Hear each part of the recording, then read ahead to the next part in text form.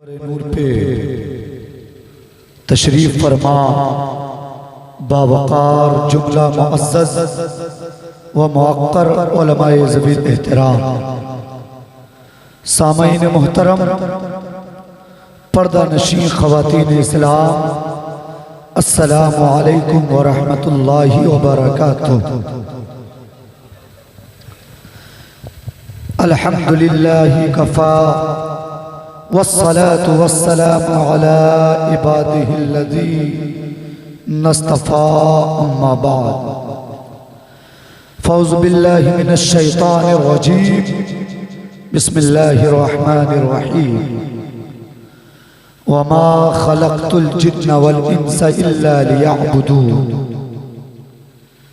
सदक़ल्लाहुल मौलानाल अज़ीम व बल्लग़ना रसूलुहुन नबियुल करीम व नहनु अला ज़ालिका लमिनश शाहिदीन वश्शाकिरीन वल्हम्दुलिल्लाहि रब्बिल आलमीन। आइए बिला किसी ताख़ीर और तमहीद के उस रसूल हाशमी के बारगाह में दुरूद शरीफ पढ़ें जिस रसूल का चेहरा लाजवाब, जिस रसूल की पेशानी लाजवाब, जिस रसूल के जुल्फ़े दुता लाजवाब, जिस रसूल के पाए अक़दस लाजवाब, जिस रसूल के दंदाने मुबारक लाजवाब, जिस रसूल के दस्ते नबूवत लाजवाब, जिस रसूल की आमद लाजवाब, जिस रसूल का बचपना लाजवाब, जिस रसूल की जवानी लाजवाब, जिस रसूल के हिजरत के अय्याम लाजवाब, जिस रसूल के गारे हिरा के औकात लाजवाब, जिस रसूल की मक्की जिंदगी लाजवाब, जिस रसूल की मदनी जिंदगी लाजवाब, उस रसूल के बारगाह में दुरूद शरीफ पढ़ें। जब अपने रसूल की जिंदगी का मुआयना जब वक्त का इमाम करता है तो कभी हुजूर के पेशानी को देखता है, मुस्कुराने लगता है, हुजूर के लबे मुबारक को देखता है, मुस्कुराने लगता है, दस्ते नबूवत को देखता है, मुस्कुराने लगता है। बरेली का इमाम जब अपने रसूल के दस्ते नबूवत को देखता है मुस्कुरा देता है। बरेली का इमाम जब अपने रसूल की आमद को देखता है पुकार उठता है, या रसूल अल्लाह। जिस सुहानी घड़ी,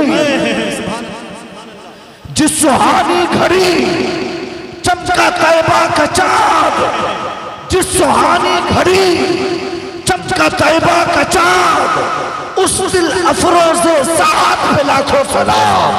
बरेली का इमाम जब अपने रसूल के पेशानी का जिक्र करते हैं पुकार उठते हैं, या रसूल अल्लाह। जिसके माथे,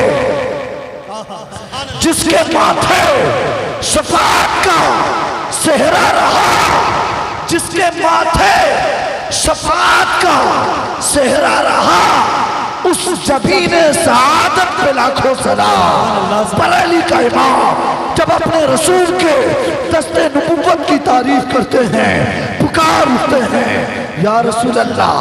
हाथ जिस्म उठा, हाथ जिस्म उठा गनी कर दिया, हाथ जिस्म उठा गनी कर दिया, मौजे बहरे समाहत पे लाखों सलाम। बरेली का इमाम जब अपने रसूल की तारीफ करता है पुकार उठता है, या रसूल अल्लाह। क्या महकते हैं महकने वाले, बू पे चलते हैं भटकने वाले, आसियो थाम लो दामन उनका, वो नहीं हाथ झटकने वाले। कैफे दरियाए करम में है रज़ा, पांच फव्वार छलकने वाले। बरेली का इमाम जब अपने रसूल की तारीफ करके थक जाते हैं तो आखिर में कहते हैं, या रसूल अल्लाह, या रसूल अल्लाह। सरवर कहूँ, सरवर कहूँ, सरवर कहूँ, सरवर कहूँ के मालिको मौला कहूँ तुझे, बाग़े खलील का गुले ज़ेबा कहूँ तुझे। तेरे तो वस्फ़ आए तनाही से है बरी, हैरान हूँ मेरे शाह मैं क्या क्या कहूँ तुझे। लेकिन रज़ा ने ख़त्म सुखन इस पे कर दिया, खालिक का बंदा, खल्क का आका कहूँ तुझको। नारे तकबीर, नारे रिसालत, ताजदारे सुरकाही कॉन्फ्रेंस हजरत अल्लामा सैयद इमामुद्दीन हाशमी साहब किबला, नारे तकबीर।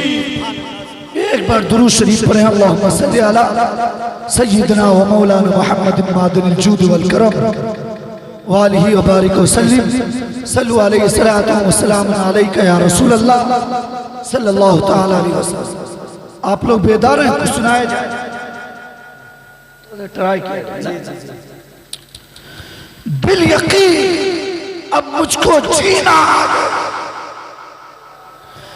बिल यकीन अब मुझको जीना आ गया, बिल यकीन अब मुझको जीना आ गया। अरे सामने जिस्म मदीना आ गया, सामने जिस्म मदीना आ गया। और सीरते सरकार को पढ़कर सुनो, सीरते सरकार को पढ़कर सुनो। अरे अच्छे अच्छों को करीना आ गया, अच्छे अच्छों को करीना आ गया, अच्छे अच्छों को करीना आ गया। और मक्ता हाशमी बख्शिश को तेरी हश्र में, हाशमी बख्शिश को तेरी हश्र में, हाशमी बख्शिश को तेरी हश्र में। अरे देख ले शाहे मदीना आ गया, सुभान अल्लाह, सुभान अल्लाह। देख ले शाहे मदीना आ गया।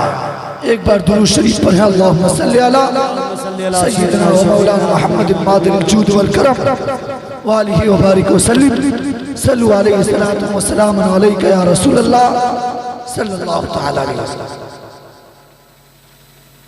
अच्छे समाज और अच्छे लोग आपके दयार में पहली मर्तबा हाजिरी हुई, जहन को करीब रखिए ताकि कुछ अच्छी बातें आपको मैं बता सकूं।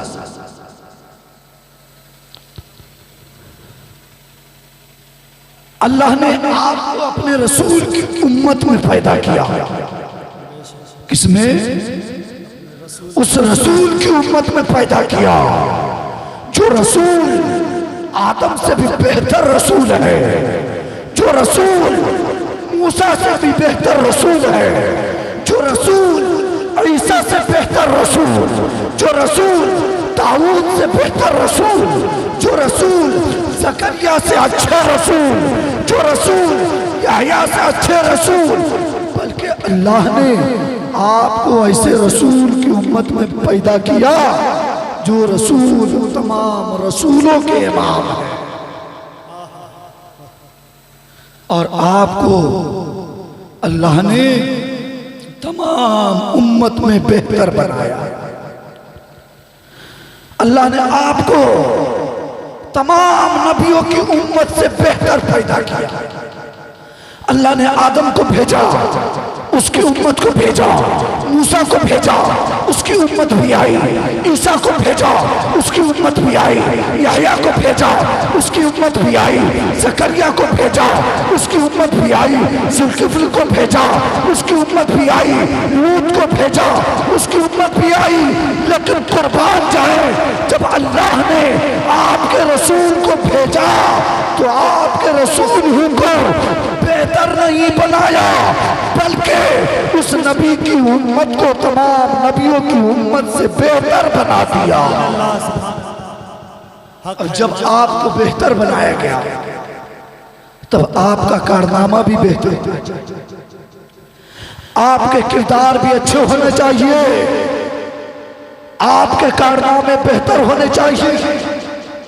और आप अगर सही मानों में मुस्तफ़ा की सीरत को आपने अपना लिया, अगर आपने मुस्तफ़ा के कौल पे अमल किया, मुस्तफ़ा के फेल पे अमल किया, मुस्तफ़ा की जिंदगी पे अमल किया, तो याद रखें जब तक आप दुनिया में रहेंगे तब तक आप कामयाब रहेंगे, और जब आप कब्र में जाएंगे तो भी आप कामयाब रहेंगे। हक है भाई, माशा शर्त है मुस्तफ़ा की सीरत को अपनाइए। अच्छा बेशक। मुझसे पेशतर हजरत अल्लामा नबी हसन साहब ने बहुत बेहतरीन खिताब पेश किया। उम्मीद है कि आपको समझ में आई होगी बात और फिर उस पर आप अमल करने की कोशिश करेंगे। अपने अंदर बदलाव लाइए, बदलाव। हर शख्स तब्दीली चाह रहा है। 2000 आया, 2000 गुजर के 2001 आया, मतलब तब्दीली। एक के बाद दो, दो के बाद तीन, तीन के बाद चार, 5, 10, 15, 20 के बाद 2021 आया, 21 गया, 22 आया, तब्दीली। और 2022 जब गुजर चुका, अब 23 आया, मतलब 22 को तब्दील हमने कर दिया। जिस तरह साल बदल रहे हैं, तब्दील हो रहे हैं, उसी तरह हमें भी अपने अंदर बदलाव लाने की जरूरत है, तब्दीली लाने। अल्लाह ने आपको किस लिए पैदा किया? वमा खलक़तुल जिन्न वल इंसा इल्ला लियअबुदून। अल्लाह ने इंसान और जिन्नात को दुनिया में सिर्फ इसलिए भेजा कि वो अपने रब की इबादत करे, अपने रब की बंदगी करे, अपने रब की रियासत करे, अपने रब की बोली बोले। और रब की बोली बोलने के बाद जब बोले तो मुस्तफ़ा की बोली बोले, जब बोले तो मुस्तफ़ा के सहाबा की बोली बोले, जब बोले तो औलिया ज़वील एहतराम की बोली बोले। अल्लाह ने आपको इसलिए पैदा किया कि आप जब तक दुनिया में रहे मुस्तफ़ा की सीरत को अपना कर कामयाब हो, और जब आप कब्र में जाए तो मुस्तफ़ा के चेहरे की ज़ियारत हो, और जब हश्र में जाए तो अल्लाह आपको जन्नत अता कर दे। सुभान अल्लाह। नारे तकबीर, नारे रिसालत, मसलके आला हजरत, अज़मते मुस्तफ़ा, औलादे रसूल हजरत अल्लामा सैयद इमामुद्दीन हाशमी। नारे तकबीर। बदलाव लाइए, बदलाव अपने अंदर तब्दीली। वो कैसे पैदा होगा? अपने अंदर बदलाव कैसे पैदा होगा? हमारा हर छोटा बच्चा कहता है जब हम बड़े हो जाएंगे तब नमाज पढ़ेंगे। बड़ा इंसान कहता है जब बुढ़ापे में जाएंगे तब पढ़ेंगे। और बूढ़ा इंसान कहता है मेरे पांव जवाब देते हैं कैसे नमाज पढ़ेंगे। याद रखिए, न तो मौत को आपने देखा है और न ही आपको मौत के बारे में इल्म है। जरूरी नहीं है कि बूढ़े को मौत आए। मौत तो वो है कि जब इंसान के उम्र की मुद्दत जो है वो मुकम्मल होती है, अल्लाह के फरिश्ते आते हैं, रूह कब करते हैं। अच्छा ये बताइए, फरिश्ते ये देखते हैं क्या कि ये बच्चा है, इसकी उम्र 3 साल है, 5 साल है, 10 साल है, 20 साल है, 25 साल, 50 साल, 60 साल नहीं। अल्लाह ने आपको पैदा किया है तो जो आपके साथ आपके उम्र को भी पैदा कर दिया है। अल्लाह ने आपको पैदा किया है तो लिख दिया है ये शख्स 60 साल रहेगा, ये 50 साल रहेगा, ये 20 साल रहेगा, ये 70 साल रहेगा, ये 80 साल रहेगा, ये 100 क्रॉस कर जाएगा। मेरे दोस्तों सुनिए तो सही, दुनिया में जब आपके एग्जाम की तारीख मुतय्यन होती है तो आप उस एग्जाम की तैयारी के लिए जुट जाते हैं, लग जाते हैं। और वजह ये होती है कि फला तारीख से एग्जाम है, फला तारीख से मेरा इम्तिहान है। मेरे दोस्तों सुनिए सुनिए, जिस तारीख का वक्त पता है, जिस तारीख और जिस एग्जाम का वक्त मुतय्यन है, उस एग्जाम के लिए आप इतनी मेहनत करते हैं, और जिस मौत के बारे में इल्म नहीं उसके लिए कितनी तैयारियां। आपने मौत की तैयारी की कभी? ईमानदारी से बोलिए, पूरे मजमे से लोग, कोई भी इंसान ये सोचता है क्या कि उसकी मौत आ जाएगी उसकी तैयारी कर ले? हर हर इंसान ये सोच रहा है कि अभी अल्लाह मोहलत दिया है, उम्र दिया है, अल्लाह ने हमें दिल दिया, दिमाग दिया, अल्लाह ने जिस्म में ताकत दी, अल्लाह ने पाँव में कुव्वत दिया है, अल्लाह ने जबान दी, अल्लाह ने नाक दिया, अल्लाह ने कान दिया, अल्लाह ने सोचने के लिए दिमाग दिया, चखने के लिए जबान दी, सुनने के लिए कान दिया, देखने के लिए आँख दी। अल्लाह की नेमतों का शुक्र अदा करो मेरे दोस्तों, और अपनी मौत को याद करते रहो। बिल्कुल शॉर्ट में मेरी बात को समझने की कोशिश की। आज हमारे माशरे में एक बीमारी बड़ी तेजी से बढ़ रही है लतीफ साहब, वो ये है कि हमारे बच्चे जब 1 साल क्रॉस करते हैं तो हम उस बच्चे के लिए बर्थडे का इंतजाम करते हैं कि नहीं? बोलिए सब लोग, बच्चे का बर्थडे मनाते हैं और क्या कहते हैं उसमें? मेरा बच्चा आज 5 साल का हो गया, मेरा बेटा आज 10 साल का हो गया, मेरा बेटा आज 25 साल का हो गया, मेरा बेटा आज 35 साल का हो गया, मेरा बेटा आज 50 साल का हो गया। मेरे दोस्तों सुनिए सुनिए, दिल पर हाथ रख के बताइएगा, जब आपका बेटा पैदा हुआ था, पैदा होने के साथ साथ अल्लाह ने उसके उम्र को भी लिख दिया था कि तेरा बेटा दुनिया में जा रहा है, तो बेटे की उम्र भी साथ दुनिया में जा रही है। मेरे दोस्तों, अब आपका बेटा जब दुनिया में आया तो 1 साल का हुआ, उम्र घटी या बढ़ी? 2 साल का हुआ, उम्र कम हुई या ज्यादा हो गया? 3 साल का हुआ, 5 साल का, 10 साल का, 20 साल का हुआ। मतलब अल्लाह ने 60 साल लिखा था, उसमें से 20 घट गया, बचा 40।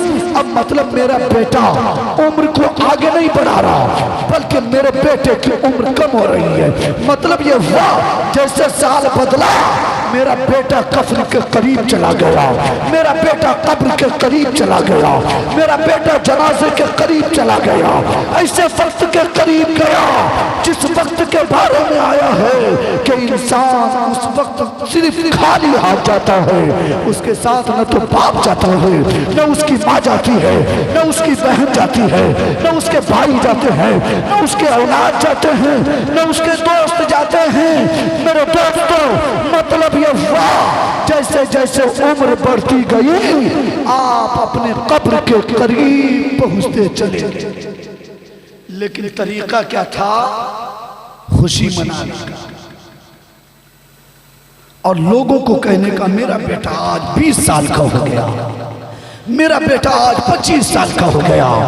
मेरे मिल्लत के नौजवानों सुनो सुनो, अगर कामयाबी चाहते हो, कामरानी चाहते हो, जिंदगी में इनकलाब लाना चाहते हो, दुनिया में सुखरूर चाहते हो, आखिरत में जन्नत चाहते हो, कब्र में मुस्तफा की ज़ियारत चाहते हो, तो आका फरमाते हैं, ऐ लोगों सुनो सुनो, और कुर्रतु आइनी बिस्सलात, नमाज मेरे आँख की ठंडक है। ऐ लोगों सुनो सुनो, अगर तुम चाहते हो कि कब्र में मुस्तफा की ज़ियारत और हश्र में मुस्तफा की शफाअत हो, तो मुस्तफा फरमाते हैं, नमाज मेरे आँख की ठंडक है। दुनिया में नमाज पढ़ के मुस्तफा के आँख को ठंडक पहुंचाओ, मुस्तफा राजी तो मुस्तफा का खुदा राजी, और जब मुस्तफा का खुदा राजी तो पूरी खुदाई राजी। मेरे दोस्त, माशाअल्लाह, बहुत बढ़िया। वक्त और हालात को समझ, जी जी बेशक। इस दौर में जिसमें हम जी रहे हैं, इसमें हमें 2 चीज करने की जरूरत है। नंबर 1 नमाज की पाबंदी, और नंबर 2 बच्चों के दरमियान एजुकेशन को आम करना है। तालीम पर फोकस, और सबसे पहले नमाज। बात समझ में आ रही है ना? माशाअल्लाह। ये देखिए, खतीब ज़ीशान हजरत चतुर्वेदी महान हजरत अल्लामा मौलाना मोहम्मद कासिम रजा साहब किबला समस्तीपुरी की आमद बड़े हुजूर पे हुई। नारा लगाए, नारे तकबीर, नारे रिसालत, मसलक आला हजरत हजरत अल्लामा सैयद इमामुद्दीन हाशमी, नारे तकबीर। बात समझ में आ रही है? सबसे पहले नमाज पढ़िए। नमाज इसलिए कि आपने अगर नमाज छोड़ा तो याद रखिए आप दर दर भटकते रहेंगे, फिरते रहेंगे, कभी इस मार्केट में, कभी उस मार्केट में, कभी इस इलाके में, कभी दूसरे इलाके में, कभी तीसरे शहर में, कभी चौथे शहर में, बल्कि आप कामयाबी के लिए दर दर भटकते रहेंगे, लेकिन कामयाबी नहीं मिलेगी। अगर आपको कामयाबी चाहिए तो आप सुबह में उठिए, सबसे पहले 2 रकत फज्र की नमाज पढ़िए, रब से मांगिए, रब इतना देगा जिसको न तो आप शुमार कर सकते हैं और जिसके जहां तक आपके बहमो गुमान का परिंदा परवाज कर सकता। सबसे पहले नमाज, बगैर नमाज का कुछ है क्या? बोलिए, है? बगैर नमाज के कुछ है? बगैर नमाज के कुछ नहीं है। इसलिए कि जब आप नमाज पढ़ेंगे ना तो आपके बच्चे नेक होंगे, जब आप नमाज पढ़ेंगे ना तो आपकी बच्चियां नेक होंगी, जब आप नमाज पढ़ेंगे तो आपके घर के औरतों के दरमियान इस्लामी माहौल कायम होगा, जब आप नमाज पढ़ेंगे तो आप माशरे में इज्जत की निगाह से देखे जाएंगे, जब आप नमाज पढ़ेंगे तो चेहरे पे नूर होगा, जब आप नमाज पढ़ेंगे तो रिस्क में बरकत होगी, जब आप नमाज पढ़ेंगे कब्र में जाएंगे, मुस्कुराएंगे, मुस्तफा की ज़ियारत होगी, और जब आप नमाज पढ़ेंगे हश्र में मुस्तफा के सामने होंगे, दामन रसूल को पकड़ेंगे, मुस्तफा की शफाअत होगी और अल्लाह आपकी नमाज के बरकत से जन्नत में आला मकाम अता करेगा। इसलिए सबसे पहले नमाज। आज मुअज्जिन कहता है हय्या अलस सलाह, हय्या अलल फलाह, फज्र में कहता है सलातु खैरुम मिनन नौम। हमने समझा मुअज्जिन क्या कह रहा है, वो आपको क्या पैगाम दे रहा है। मुअज्जिन कहता है हय्या अलस सलाह, आओ नमाज की तरफ, हय्या अलल फलाह, आओ कामयाबी की तरफ। ऐ लोगों, जिस कामयाबी को तुम मार्केट और बाजार और रोडों पे घूम रहे हो ना, जिस कामयाबी को तुम चाय के होटलों में ढूंढते हो ना, अल्लाह के घर में आओ, शहंशाह की बुलाहट है, नमाज पढ़ो, अल्लाह से कामयाबी मांगो, अल्लाह ऐसा कामयाब करेगा, अल्लाह इतना अता करेगा, इतना अता करेगा जिसकी न तो कोई मिसाल पेश किया जा सकता है और नहीं जिसकी कोई नजीर लाई जा सकती है। सबसे पहले नमाज। नंबर 2 पे है एजुकेशन, तालीम। आज लोगों की ये शिकायत है, इंसान को अभी बहुत अजीब माहौल बना हुआ है।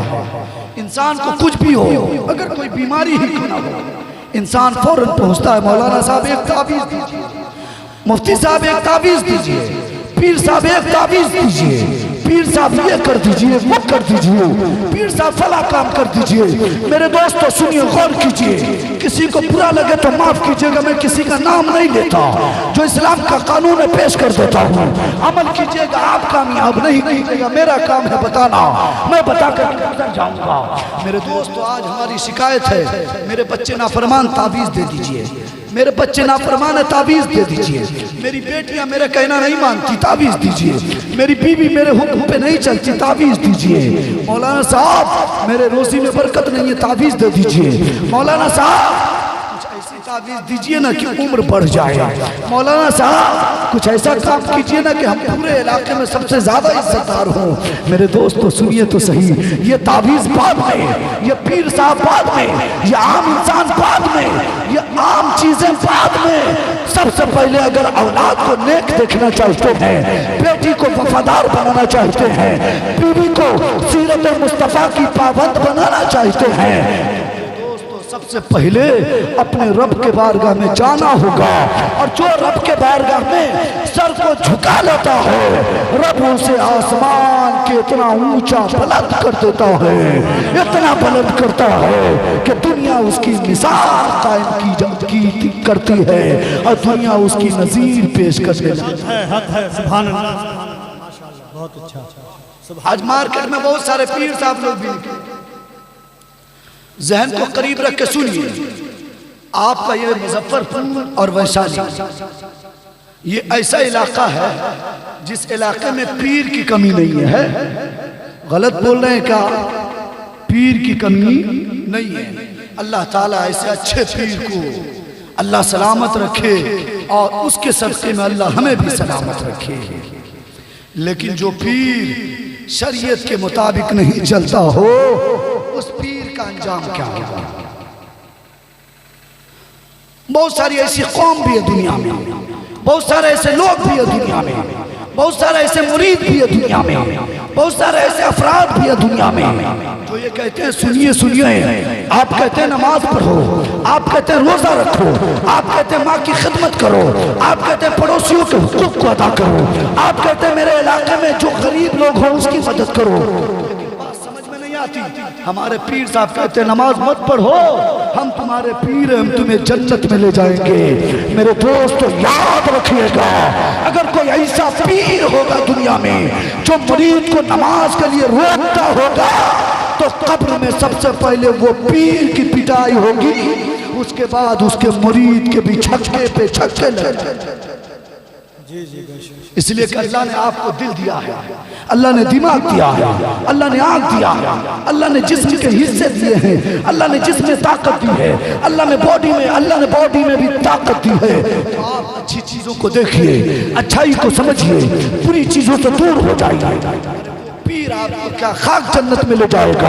जो पीर खुद आपकी इबादत करके, जो पीर खुद अल्लाह की इबादत न करके अल्लाह को नाराजी कर सका, अल्लाह के रसूल को नाराज रखा और अल्लाह के मुकद्दस वलियों को नाराज रखा, वो पीर का खाक आपको जन्नत में ले जाएंगे। वो तो खुद मैदान महशर में इज़हबू इला गैरी कहेंगे। आपने सुना है ना, कहेंगे और नबी इज़हबू इला गैरी, मेरे हुजूर के लब पर आना लहा। जब अंबिया कहेंगे इज़हबू इला गैरी, जब आदम कहेंगे इज़हबू इला गैरी, मूसा कहेंगे इज़हबू इला गैरी, ईसा कहेंगे इज़हबू इला गैरी, यहया कहेंगे इज़हबू इला गैरी, मतलब जब तमाम नबी कहेंगे मैं खुद परेशान हूँ, मैं खुद परेशान हूँ, जब अल्लाह के मुकद्दस नबी परेशान महशर में, तो ये बेनमाज पीर आपको क्या खाक जन्नत में ले जाएंगे। इसलिए पीर परस्ती बाद में कीजिएगा, सबसे पहले शरीयत मुताहरा की पाबंदी कीजिए और अपने अंदर इस्लाम की तालीम को आम करने की कोशिश कीजिए। सुभान अल्लाह, सुभान अल्लाह। अभी देखिए हजरत, अभी अजमेर शरीफ का उर्स करीब, इसमें एक फितना ये होता है कि हमारे भोले भोले मुसलमान, हमारे इतने प्यारे मुसलमान, इतने लाजवाब मुसलमान जो 2-2 लाख का जलसा सजा लेते हैं, लेकिन यही मुसलमान अपने मस्जिद के इमाम को जो 30 दिन तक आपके लिए नमाज भी पढ़ाता है, आपके बच्चे के कान में अजान भी देता है, आपके घर में जो लोग बीमार हो उसे दम भी करता है, रात में 1 बजे 2 बजे 3 बजे इमाम आपकी मदद के लिए आते हैं। मेरे दोस्त, इमाम को आप 30 दिन में मेहनत का 5000 देते और इतने बड़े जलसे को 2 लाख में 1 हफ्ते के अंदर सजा लेते। कितने भोले हैं आप, कितने प्यारे हैं। हर चीज की कदर को समझने की कोशिश कीजिए। हमसे पेशतर खतीब साहब ने कहा ना कि एक बच्चा गुलेल के साथ हीरे को उड़ा, मतलब उसे हीरे की पहचान नहीं थी, मतलब उसे नहीं मालूम था वो पत्थर है या हीरा, मतलब उसे ये नहीं मालूम था कि उस पत्थर के अंदर क्या खासियत है। मेरे दोस्तों समझिए, अल्लाह ने आपको अशरफुल मखलूक़ात बनाया, तमाम नबियों की उम्मत से बेहतर बनाया, तमाम नबियों की उम्मत से आला बनाया। अल्लाह ने आपको लाजवाब बनाया, बेमिसाल बनाया, बेनज़ीर बनाया, बिल्कुल आला बनाया, बिल्कुल अफजल बनाया। जब अल्लाह ने आपको इतना प्यारा बनाया तो आपका कारनामा भी बेहतरीन और आला। लेकिन हम क्या कर रहे हैं, इमाम साहब को देंगे महीना में 5000 और अगर 100 बढ़ाने की बात कर दिए इमाम साहब तो सुबह में बोरिया बिस्तर गोल। क्या है मिंटू भाई गलत? पूरे हिंदुस्तान घूमते हैं ना, देख रहे हैं ना, सिर्फ यहीं की हालत नहीं पूरे इंडिया की वही हालत है। दुआ कीजिए कि अल्लाह ताला तमाम मुसलमानों को हिदायत दे, आलिमों के कद्र को समझने की अल्लाह तौफीक दे। मेरे दोस्तों सुनिए सुनिए, अजमेर शरीफ का मौसम आया है, उर्स का मौसम कितना प्यारा मौसम है। शान के साथ गरीब नवाज का उर्स हो, जो अल्लाह के मुकद्दस रसूल के ख़ानदान से हो, नबी का नवासा हजरत गरीब नवाज जिसका उर्स है। इतने प्यारे गरीब नवाज, अपनी ज़िंदगी में नमाज को आपने नहीं छोड़ा, अपनी ज़िंदगी में आपने नेकी नहीं छोड़ा। गरीब नवाज का ऐलान था, ऐ लोगों सुनो सुनो, अगर तुम्हारे पड़ोस में कोई भूखा हो तो पहले खुद न खाओ, उसके मुंह तक निवाला पहुंचाओ, उसके बाद खाना। वही गरीब नवाज है जो गरीब नवाज कहते हैं अगर कोई गरीब हो तो उस पे उसके साथ जुल्म न करो, अच्छा बर्ताव करो। गरीब नवाज तो मुस्तफ़ा की सीरत पे अमल करते हैं, मुस्तफ़ा की जिंदगी को आम कर रहे हैं। मेरे दोस्त सुनिए तो सही, गरीब नवाज जिसके उर्स में आप बस में भर भर कर, ट्रेन में भर भर कर, प्लेन में भर भर कर जाते हैं। मेरे दोस्त तो सुनिए, गरीब नवाज ने कभी नमाज क्यों नहीं छोड़ा, हमेशा नमाज की आपने पाबंदी की है। और जब आपने नमाज की इतनी पाबंदी की तभी अल्लाह ने आपकी शान को इतना बुलंद कर दिया। लेकिन हम क्या करें, मुहर्रम का महीना गुजर गया, नमाज नहीं पढ़े, सफर गया, नमाज नहीं पढ़े, रबीउल अव्वल गया, नमाज नहीं पढ़े, रबीउल आखिर गया, नमाज नहीं पढ़े, मतलब सारे महीने गुजर गए, नमाज नहीं पढ़े। अगर हमने नमाज नहीं पढ़ा तो उर्स में जाने से पहले, मज़ार में जाने से पहले, आस्थाने पे जाने से पहले, मेरे दोस्तों हमें ये फैसला करना होगा कि हम मज़ार पे बाद में जाएंगे, पीर साहब के खानका में बाद में जाएंगे, हम पीर साहब की दस्तपोसी बाद में करेंगे। सबसे पहले अल्लाह के घर मस्जिद में जाएंगे, सजदा करेंगे, अल्लाह को राजी करेंगे और माँ के करीब जाएंगे, कदमों को चूमेंगे, माँ को राजी करेंगे। अगर माँ राजी तो खुदा राजी, और खुदा राजी तो सारी खुदाई राजी। और एक सिस्टम तो ये बना हुआ है कि उर्स में अकेले नहीं जाते, अपने घर की औरतों को भी ले जाते। याद रखिए, कब्र में आपको अकेले जाना है, हश्र में अपने अकेले आपको आप अपने किए पर हिसाब किताब देना है, अल्लाह के सामने आपको मुंह दिखाना है। इसलिए औरतों की हाजिरी, आला हज़रत सरकार ने लिखा, मज़ारात पे औरतों की हाजिरी जायज़ नहीं।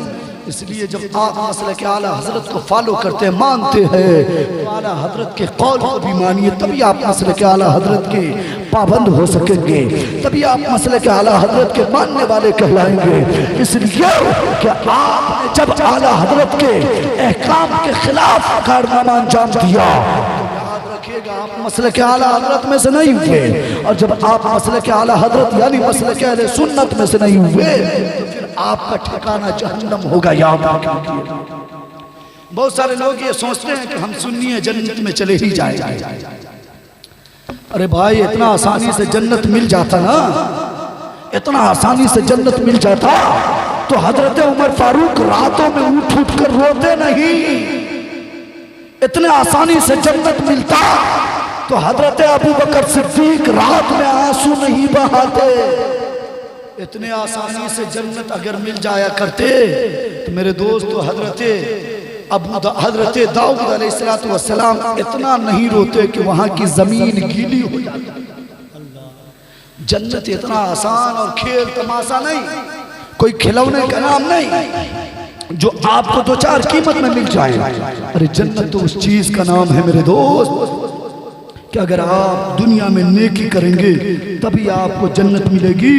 अगर आपने दुनिया में नेकी नहीं की, नमाज की पाबंदी नहीं की, आपने अपने वालिदैन की खिदमत नहीं किया, पड़ोसियों के हुकूक को नहीं अदा किया, और आपने बेवाओं के साथ अच्छा सलूक नहीं किया, और यतीमों के सर पे दस्ते शफकत नहीं फेरा, तो याद रखिएगा जन्नत तो दूर की बात, जन्नत की खुशबू भी आपको नहीं मिलेगी। मेरी बात तो कड़वी जरूर होती है, लेकिन दिल से सुनिएगा तो समझ में बात आ जाएगी। हालात बदल चुके, साल बदल चुके, अपने अंदर बदलाव लाने की कोशिश। जैसे ही 31 दिसंबर की तारीख होती है, नौजवान है उसकी नजर घड़ी पे है, लड़कियां उसकी नजर घड़ी पे है, घर की खवातीन उसकी नजर घड़ी पे है, घर का मुखिया उसकी नजर घड़ी पर है, और देखते हैं कैसे 12 पे सुई जाए कि एक दूसरे को हैप्पी न्यू ईयर कह के पुकारे। मेरे दोस्तों, जिस तरह उस घड़ी के सुई को देखते हैं कि साल बदलने वाला है, उसी तरह काश अपने अमल को देखते, अपने किरदार को देखते और अपने अंदर बदलाव लाते, तो पूरी दुनिया ये कहने पर मजबूर होती कि नबी का दीवाना ऐसा है तो इसका मुस्तफा कैसा होगा, और जब इसका मुस्तफा ऐसा है तो उसका इस्लाम कितना अफजल होगा।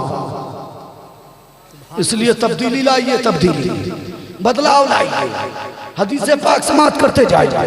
आका फरमाते हैं मैदान महशर में 3 गिरोह को लाया जाए। कितने को? 3 लोग मैदान महशर में लाए जाए। पहली जो ग्रुप होंगी ना, उससे परवरदिगार आलम पूछेगा तुम कौन हो? वो कहेगा परवरदिगार आलम, हमें दुनिया में लोग सखी कहते थे, हमें दुनिया में लोग बांटने वाला कहते थे, हमें दुनिया में लोग देने वाला कहते थे, हमें दुनिया में लोग अता करने वाला कहते थे, इसलिए परवरदिगार आलम हमें लोग सखी कहता है। परवरदिगार आलम कहेगा अच्छा तुम वही हो जो दुनिया में दिखावे के लिए दूसरे की मदद करते थे, तुम वही हो जो लोगों को दिखाने के लिए दूसरे का हेल्प करते थे। और इस दौर में हालत तो ये बिगड़ते चली गई कि अगर कोई किसी को 5 रुपए से भी मदद करता है तो उसकी भी पिक्चर ले लेकर के, पिक्चर क्लिक करके फेसबुक, व्हाट्सएप, यूट्यूब और दीगर सोशल मीडिया पे डालता है ताकि दुनिया उसको दयालु कहे, ताकि दुनिया उसको देने वाला कहे, ताकि दुनिया उसको सखी कहे, ताकि दुनिया उसको बांटने वाला कहे। मेरे दोस्तों सुनिए सुनिए, अगर आप दुनिया में बांटते हैं, अगर आप दुनिया में नेकी करना चाहते हैं तो दिल में रब के डर को रख करके, खौफ खुदा को रख करके अल्लाह के नेक बंदों पे खर्च कीजिए। और जब दिल में अल्लाह का खौफ होगा तो वो आपका खर्च करना अल्लाह को भी पसंद होगा, उसके रसूल को भी पसंद होगा और उसका बदला दुनिया में भी मिलेगा।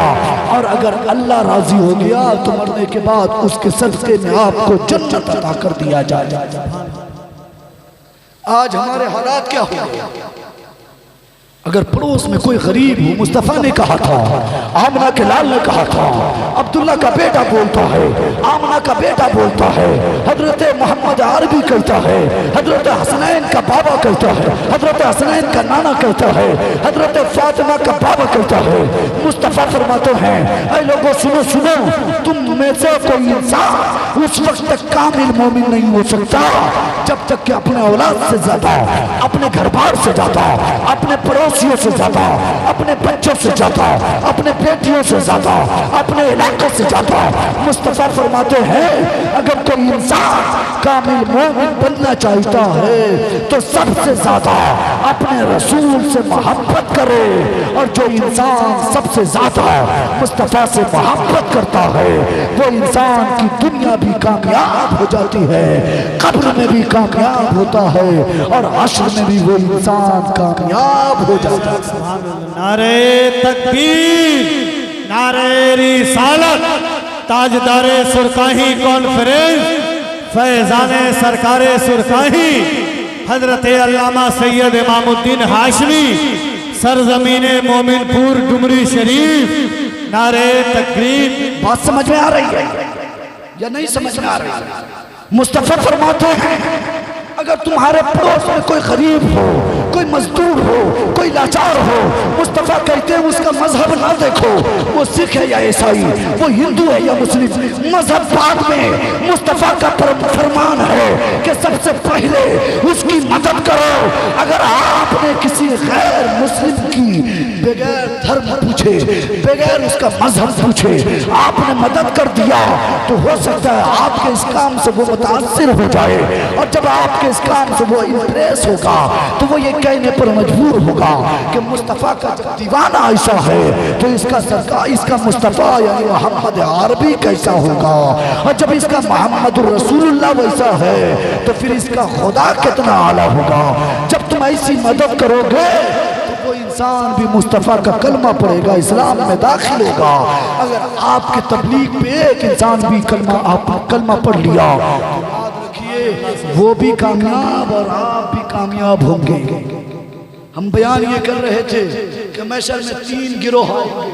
पहले गिरोह का नाम सखी का, पहले गिरोह कहेंगे कि हमको सखी कहा जाता है, दुनिया में हमको बांटने वाला कहा जाता था।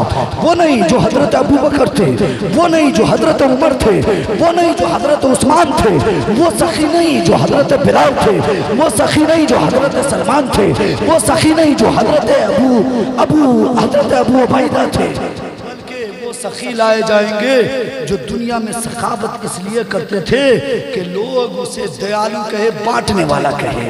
अल्लाह के बारगाह में जब जाएगा तो परवरदिगार आलम पूछेगा, ये बताओ दुनिया में, ये बताओ कि तुम कौन हो? वो कहेगा कि परवरदिगार आलम हमें सखी कहा जाता है, परवरदिगार आलम हमें बांटने वाला कहा जाता है। परवरदिगार आलम फरमाएगा, ये इंसान दुनिया में इसलिए सखावत के दरिया बहाते थे ताकि दुनिया वाले इसे सखी कह के पुकारे, इसे बांटने वाला कह के पुकारे। परवरदिगार आलम फरिश्ते कहेगा, फरिश्ते से फरमाएगा, ऐ मेरे फरिश्ते सुनो सुनो, ये इंसान झूठ बोलता है, ये इंसान मक्कारी कर रहा है।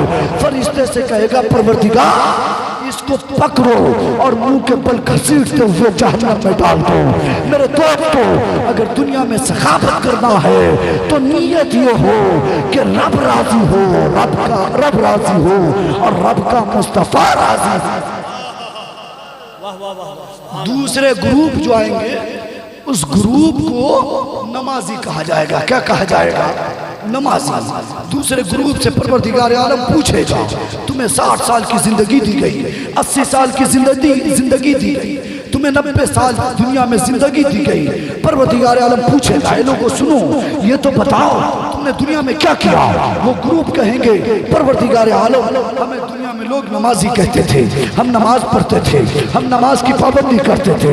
परवरदिगार आलम फरमाएगा, ऐ मेरे फरिश्तों सुनो, ये वही नमाजी हैं जो दुनिया में सजदा तो करते थे, दुनिया में नमाज तो पढ़ते थे, लेकिन दिल में ख्याल ये होता था कि दुनिया वाले इसे नमाजी कहे, इज्जत की निगाह से।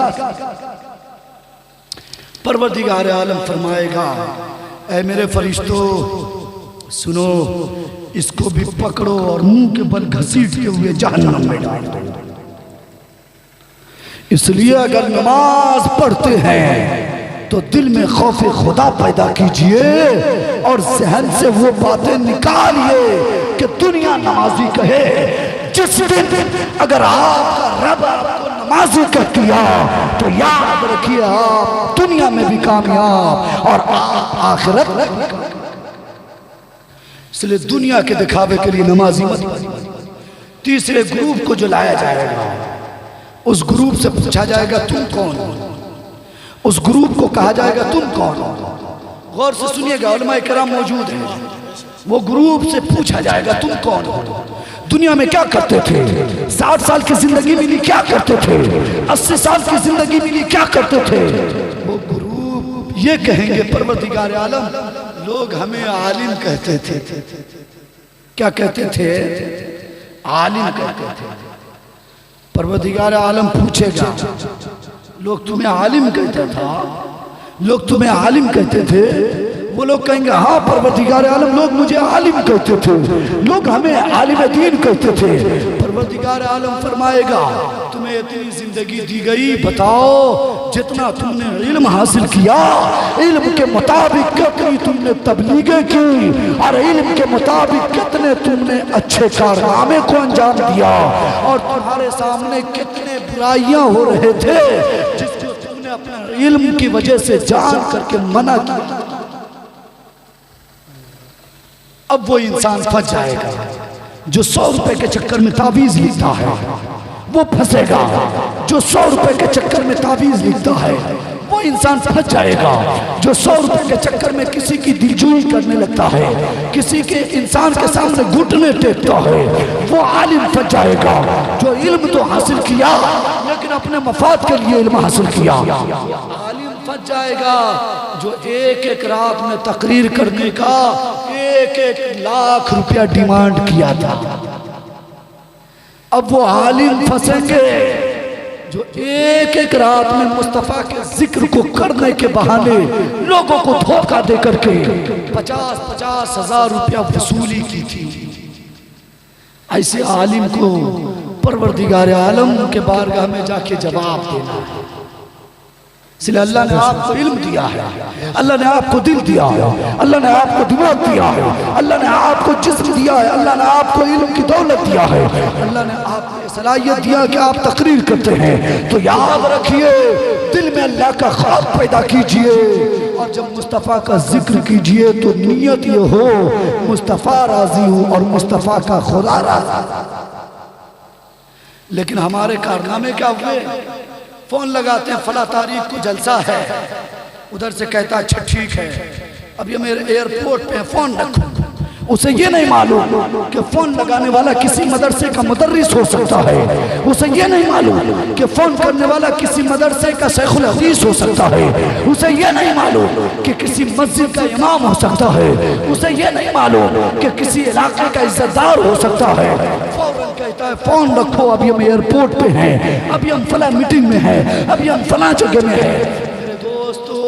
अल्लाह ने दुनिया, अल्लाह ने आपको जान दिया, अल्लाह ने आपको दुनिया में पैदा किया तो अपने आप को पहचानने की उसके बाद गलती से आपका फोन रिसीव हो गया तो सबसे पहला जवाब और सबसे पहला सवाल आपका होता है कि आप रात में आने का कितना लेंगे। आप कहते हैं कि नहीं, क्यों कहते हैं?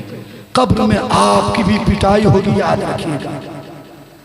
जो कमेटी किसी भी मुकर्रिर या किसी भी शोरा को बुलाने से पहले जो कमेटी ये कहती हो कि मुस्तफ़ा का जलसा सजा रहा हूँ, मुस्तफ़ा का मिलाद मनाना है, मुस्तफ़ा के नाम से महफिल सजानी है या अल्लाह के वली का उर्स करना है, जो कमेटी मुकर्रिर और शोरा या पीर साहब को ये कहे कि आने का कितना लेंगे, याद रखिए ऐसे कमेटी की पिटाई कब्र।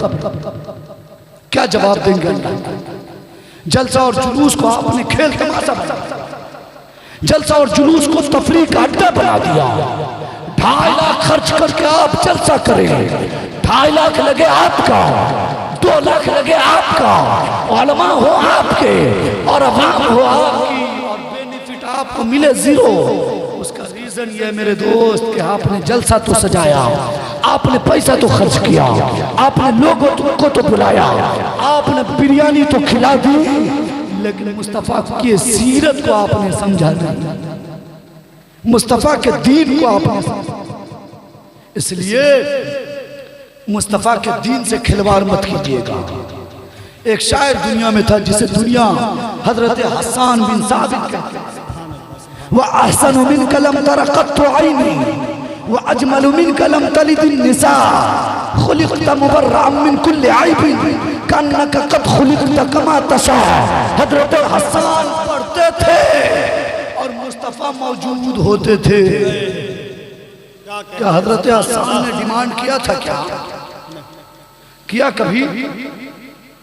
अरे कह देते मुस्तफ़ा को कि हमें ये चाहिए, तो मुस्तफ़ा को अल्लाह ने वो ताकत अता की थी, अल्लाह ने वो दौलत अता की थी कि मुस्तफ़ा अगर किसी पहाड़ को इशारा करते तो पहाड़ भी सोने के शक्ल में हो करके हजरत हसन के कदम को बोसा देने लगता। लेकिन हसन ने कभी नहीं कहा या रसूल अल्लाह मुझे ये चाहिए, या रसूल अल्लाह मुझे वो चाहिए, बल्कि हसन से मुस्तफ़ा ने कहा नबी की तारीफ करो, तो हसन आशिक रसूल थे, कहने लगे वह अहसन मिन कलम तरक़त ऐनी व अजमल मिन कलम तलिदिन निसा खुलिक़त मुबर्रअन मिन कुल्लि ऐबिन कन्नका क़द खुलिक़त कमा तशा। हसन कहते हैं या रसूल अल्लाह आप जैसा हसीन व जमील मेरी आंख ने कभी देखा नहीं, आप जैसा प्यारा मेरी आंख ने कभी मुशाहिदा नहीं किया। या रसूल अल्लाह आप इतना खूबसूरत हैं, इतने बेहतर हैं, या रसूल अल्लाह मैं तो ये कहता हूँ आप जैसा हसीन किसी माँ ने पैदा ही नहीं की। उसको कहा जाता है मेरे दोस्त मुस्तफ़ा के मदह खां, मुस्तफ़ा के मत्ता, मुस्तफ़ा के आशिक, मुस्तफ़ा के उस्ताद। इसलिए जब भी जलसा कराना हो तो सबसे पहले ऐसे मुकर्रिर का इंतखाब कीजिए जो इल्मी सलाहियत रखता हो, उसके बाद इस्लाही मुआशरा पे गुफ्तगू करने के लायक हो। उसके बाद ऐसे नात खां, जैसे देखिए हमारे मुबारक साहब का इतनी खुशी मिली कि मत पूछिए। हमने कहा था इमाम साहब को, आपने बहुत अच्छा इंसान का इंतखाब किया है। इसलिए मेरे दोस्त तो समझिए बात को और नज़ाकत मौका महल को देखिए। जो इंसान एक वक्त की नमाज नहीं पढ़ता वो भी अभी धरने से 30,000 दिनार, जो इंसान खुद नमाजी नहीं उसकी बात में क्या तासीर होगी, आपको क्या नमाजी बनाएगा। इसलिए मेरे दोस्तों समझने की कोशिश कीजिए। आप जलसा मनाते हैं मनाइए जरूर, आप जलसा का एहतमाम करते हैं करिए जरूर, आप जलसा सजाते हैं सजाइए जरूर, लेकिन उससे पहले आप ये समझिए कि सही क्या है गलत क्या है, किसका इंतखाब करना है किसको नहीं बुलाना है। तो जो आशिक रसूल हो उसे बुलाइए और जो आशिक रसूल ना हो उसे मत बुलाइएगा। सुभान अल्लाह। समझ रहे हैं बात को। आखिर में जो जमात जाएगी उसका नाम होगा, वो लोग कहेंगे हमें आलिम लोग बोलते थे, परवरदिगार आलम कहेगा वही लोग, वही आलिम जो 5 मिनट में 5 खत्म कर देते थे। अरे अवाम तो अवाम है भोली भाली। 5 मदरसे के छोटे छोटे बच्चों को बुला करके हमारी अवाम कहती है 5 खत्म कुरान मेरे बाप के नाम से पढ़ दिया। कितना अफसोस की बात है, कितनी ताज्जुब की बात है। अरे एक छोटा बच्चा जो सही से अभी पाकी ना समझ सके, जो बच्चा अभी नमाज रोजा हज ज़कात ना समझ सके, जो बच्चा अभी कुरान को कायदे से ना समझ सके, वो बच्चा क्या खाक आपके लिए 5 खत्म कर पाएगा। इसलिए गलती उस बच्चे की नहीं आपकी है। आप ऐसा डिमांड ही क्यों करते हैं कि बच्चा और बच्चे का उस्ताद अपनी इमामत बचाने के चक्कर में, अपना मुसल्ला बचाने के चक्कर में, अपनी नौकरी बचाने के चक्कर में धरने से आपको वो कह देते हैं ठीक है 5 खत्म आपको मिल जाएंगे। मेरे दोस्तों आपने जैसे जबान से कहा 5 खत्म, स्टाफ ने कहा हाँ मिल गया, याद रखिए उसने कहा मिला, आपने कहा दीजिए, उसने कहा मिला। आपके वालिद कब्र से कहने लगे कुछ भी नहीं मिला। इसलिए याद रखिएगा बच्चे जब आपके घर में कुरान पढ़ने आए, कुरान की तिलावत करने आए, अरे कुरान का वकार तो वो है, कुरान की शान तो वो है कि कुरान को देखना इबादत, कुरान को चूमना इबादत, कुरान को सीने से लगाना इबादत, कुरान को बोसा देना इबादत और कुरान को चूमना इबादत। तो जो बच्चे आपके घर में आए कुरान पढ़ने, उसे मोहब्बत की निगाह से देखिए और कह दीजिए आपसे जितना बेहतर हो उतना ही तिलावत कीजिए। अगर बच्चा दिल से एक रुकू पढ़ दिया तो याद रखिए एक पढ़ने में 70 मिलता है, एक हर में 70 में की एक रुकू पढ़ दिया ना, और अल्लाह अगर कबूल कर लिया तो आपके वालिद को उसके सदक़े में अल्लाह जन्नत अता कर देगा। इसलिए अपने अंदर बदलाव पैदा कीजिए, सोच को बदलिए। इंसान अपने बच्चों को तालीम नहीं दे, इंसान की हालत भी बहुत अजीब है। बच्चों को मदरसे लाइन से नहीं पढ़ाएंगे, कुरान की तालीम नहीं देंगे। आका फरमाते हैं तलबुल इल्म फरीदतुन अला कुल्ली मुस्लिम व मुस्लिमा। मुस्तफ़ा फरमाते हैं आमना का बेटा कहता है, अब्दुल्ला का लाल कहता है, ऐ लोगों सुनो सुनो, इल्म दीन हासिल करना हर मुसलमान मर्द और औरत पे फर्ज है। इस फर्ज का इनकार किया, बच्चों को तालीम नहीं दी, और जब हमने बच्चों को कुरान की तालीम नहीं दी तब फिर हमें अफसोस ये हुआ कि जब हमारा कोई दुनिया से चला गया तो फातिहा पढ़ने के लिए हाफिज साहब को बुलाते हैं, इमाम साहब को बुलाते हैं, मौलाना साहब को बुलाते हैं, पीर साहब को बुलाते हैं। अरे अपने अंदर जज्बा पैदा कीजिए, मुस्तफा के दीवाने हैं तो दीवाने बनकर रहिए। अपने बच्चों को कुरान की तालीम दीजिए ताकि जब आप कब्र में जाएं तो आपका बच्चा आपके नाम से कुरान की आयत पढ़े, साले सवाब करे। अल्लाह को ये अदा इतनी पसंद आएगी कि एक बेटा अपने बाप की गैर मौजूदगी में अपने बाप के लिए, बेटा यतीम तो जरूर हो गया लेकिन अपने बाप के लिए साले सवाब करेगा तो रब की रहमत भी जोश में आएगी, और जब रब की रहमत जोश में आएगी तो यकीनन उस बेटे के दुआ के बरकत से अल्लाह आपके गुनाह को बख्शेगा, कब्र के अजाब से भी आप महफूज होंगे और हश्र में अल्लाह आपको जन्नत अता करेगा। इसलिए बदलाव लाएगा, तब्दीली लाएगा। आखिरी बात, आखिरी जमात जो होगी वो आलिम होगी। परवरदिगार आलम फरमाएगा, अच्छा तुम वही लोग हो जो तुमने इल्म हासिल की थी ताकि लोग तुम्हें आलिम कहे, लोग तुम्हें टोपी और कुर्ता देख करके हाथ पांव चूमने लगे, लोग तुम्हें आलिम कहकर पुकारे। परवरदिगार आलम फरमाएगा, ऐ मेरे फरिश्ते सुनो सुनो, ये ऐसा इंसान है जिसने इल्म तो हासिल किया था, लेकिन इल्म सिर्फ इसलिए हासिल किया था ताकि दुनिया इसे आलिम कहे। परवरदिगार आलम कहेगा, तुमने इल्म हासिल किया, दुनिया में लोगों ने तुम्हें आलिम कह दिया, अब फरिश्तों को हुक्म होगा, ऐ मेरे फरिश्तों सुनो सुनो, इसे भी खींच कर मुंह के बल जहन्नम में डाल दो। अल्लाह अकबर। मेरे दोस्तों, अगर जहन्नम से बचना चाहते हैं, जहन्नम में नहीं जाना चाहते हैं, जहन्नम से दूर रहना चाहते हैं, तो आपको सबसे पहले मुस्तफ़ा का आशिक बनना होगा, मुस्तफ़ा का फरमा बरदार बनना। आज आला हजरत की शान को अल्लाह ने बुलंद क्यों किया? इसलिए कि आला हजरत उस अजीम ज़ात का नाम है जिसे सच्चा आशिक रसूल कहा जाता है। आप भी आशिक रसूल बनिए ना। आप हजरत अबू बकर नहीं बन सकते, गुलाम अबू बकर बन सकते हैं, गुलाम उमर बन सकते हैं, गुलाम अली बन सकते हैं, गुलाम हुसैन बन सकते हैं, गुलाम गरीब नवाज बन सकते हैं, गुलाम मोइनुद्दीन जरूर बन सकते हैं।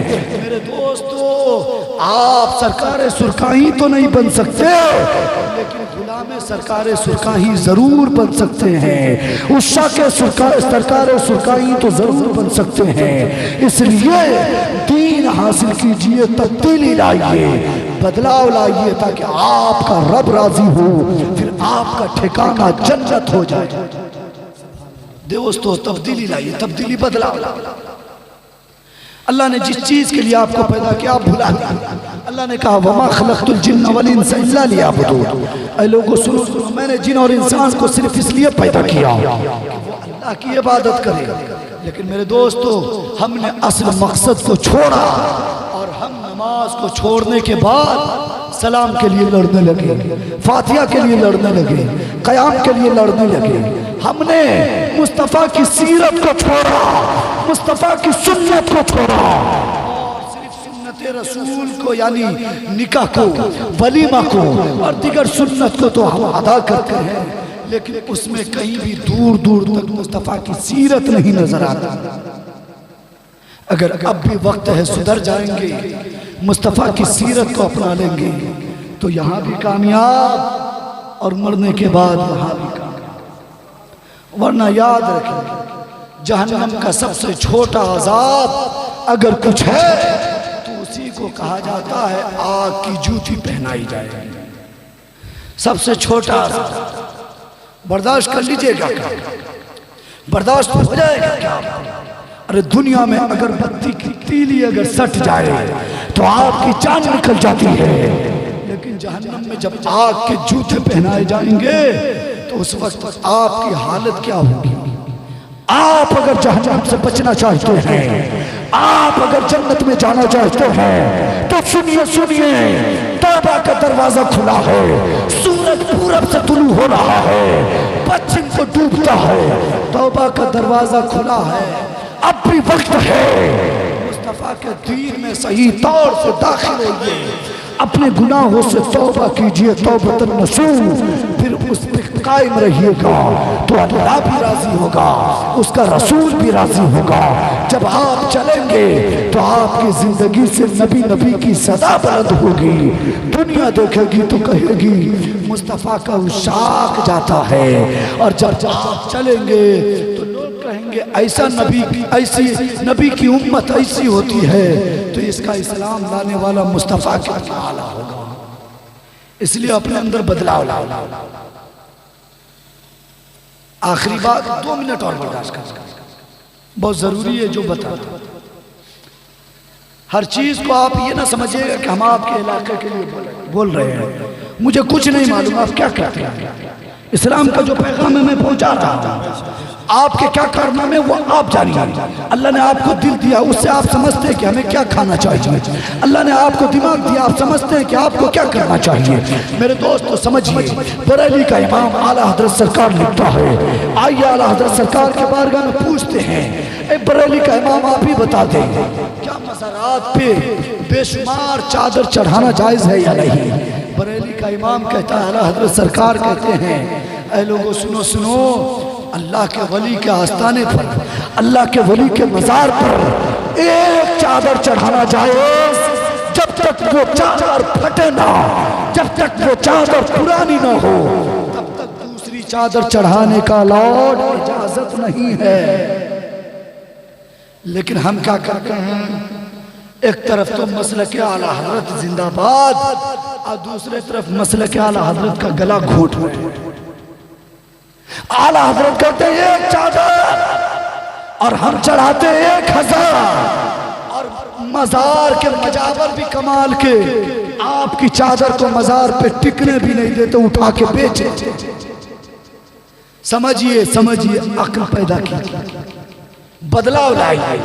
अगर अल्लाह ने आपको दौलत दिया है, अल्लाह ने आपको इज्जत, अल्लाह ने आपको पैसा दिया है, अल्लाह ने आपको दौलत से नवाजा है, तो आपके पड़ोस में अगर कोई गरीब की बेटी हो तो मज़ार पे बाद में चादर चढ़ाइए।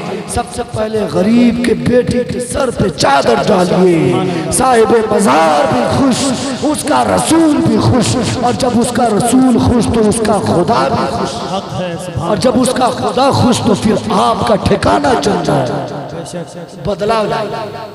ठंडी का मौसम है ना, अल्लाह ने आपको पैसा दिया है ना, अल्लाह ने आपको दौलत दिया है ना, अल्लाह ने आपको पैसा से नवाजा है।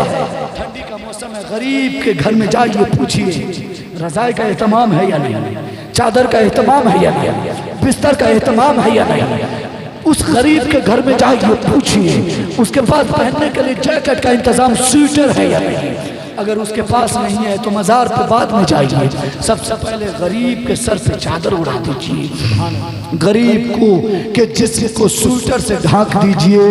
अगर आपके कपड़े की वजह से ठंडी में उसकी मौत न हुई तो याद रखिए, आपको अल्लाह इतना सवाब देगा जो आप शुमार नहीं कर सकते, बल्कि आपका वहमो गुमान भी वहां तक नहीं पहुंच सकता। सबसे पहले अपने पड़ोस में देखिए कौन जरूरतमंद है, ठंडी है, पहले गरीब को चादर उड़ाइए, उसके बाद अल्लाह के वली के आस्थाने पर जाइए। जब गरीब के दिल से दुआ निकलती है ना, गरीब के दिल से दुआ निकलती है ना, अल्लाह के फरिश्ते भी झूम जाते हैं।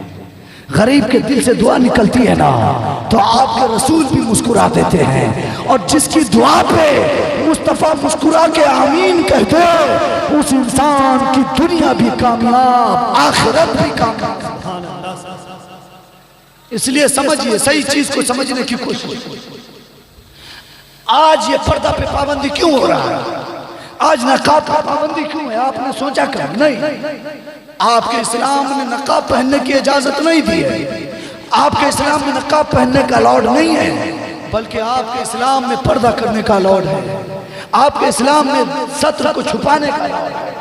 अब वो सत्र को आप चाहे नकाब से छुपाए, चाहे आप चादर से छुपाए, चाहे आप दिगर कपड़े से छुपाए, मेरे दोस्तों सुनिए सुनिए, मुस्तफ़ा फरमाते हैं, आमना का बेटा कहता है जन्नत में वो लोग पहले जाएंगे जो दुनिया में अपने जिस्म की नुमाइश किया करते हैं। इसलिए दुनिया में अपने जिस्म को छुपाने की कोशिश कीजिए, जरूरी नहीं है कि नकाब ही पहन के छुपाए।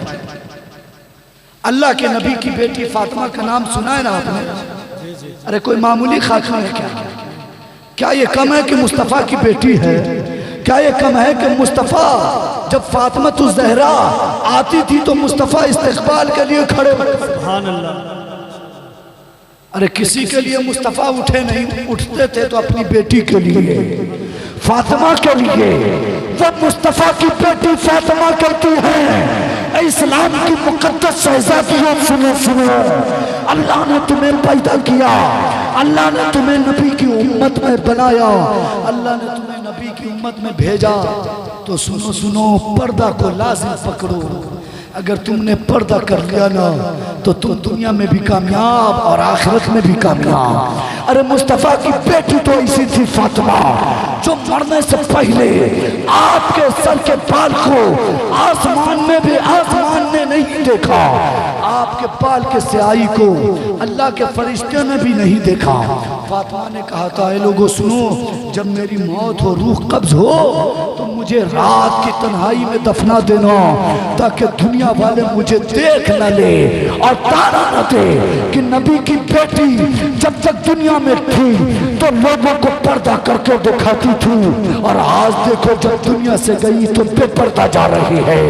नबी की बेटी कहती है, जिस तरह दुनिया में मेरे बाल कोई न देख सके, उसी तरह जब मेरी रूह कब्ज हो तो रात में दफनाना, ताकि रात के हिस्से में कोई मुझे देखे ना, मेरे बाल को न देख ले। अरे मुस्तफ़ा की बेटी ने पर्दा करके लोगों को ये पैगाम दिया। ऐ मेरे इस्लाम की मुक़द्दस शहज़ादियों, सुनो सुनो, पर्दा करना बेहतर है, अगरचे वो तुम्हारी चादर ही क्यों ना हो, उस चादर में 72 पैबंद क्यों ना हो, उसी से पर्दा कर लो। अगर तुमने अच्छा पर्दा किया तो याद रखिए, आज दुनिया में तुम पर्दा करोगे, कल कयामत के दिन अल्लाह तुम्हारे गुनाहों पे पर्दा डालेगा, और जब अल्लाह तुम्हारे गुनाहों पे पर्दा डालेगा तो तुम्हारा ठिकाना जन्नत में हो जाएगा। इसलिए बदलाव लाए।